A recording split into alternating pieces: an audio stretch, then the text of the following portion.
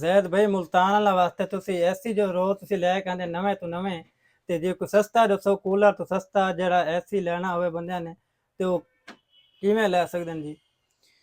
भाईजान असा जरा एसी गिन के आए हैं ना, जी इसकी हाँ। कीमत है वही कूलर तो घट है, जी। बिजली है वही कूलर तो घट है, अच्छा जी। और कूलिंग दी बहुत कमाल दी है। अच्छा। एक दफा जरा बंदा गिनसी लाइफ टाइम चलन वाली चीज है, जी खराब जी होने वाली चीज कह नहीं। जी जी मेड इन थाईलैंड है और ये हाफ टन का एसी है। जी जी। कूलिंग दी बहुत कमाल दी है। डा अच्छा बाई जी। डा दा कमरा होवे उनदे च बहुत कमाल दी कूलिंग करे सी। मिल वैसन तोशिबा कंपनी दे मिलदे वैसन, मीडिया कंपनी दे मिल वैसन, जी ये सारे मेड इन थाईलैंड हैं।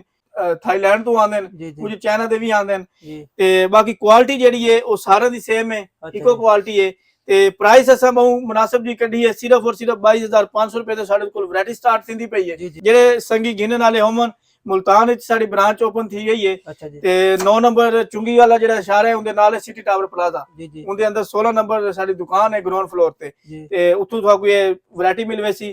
इंदे च साडे कोल हाफ टन दा, पौने टन दा, 1 टन दा, और ਇਹਦੇ ਤੋਂ ਇਲਾਵਾ ਸਾਡੇ ਕੋਲ 1.25 ਟਨ ਦੇ ਪੋਰਟੇਬਲ ਹੀ ਮਿਲ ਵੈਸਨ। ਇੱਥੋਂ ਗਿਣ ਸਕਦੇ ਨੇ।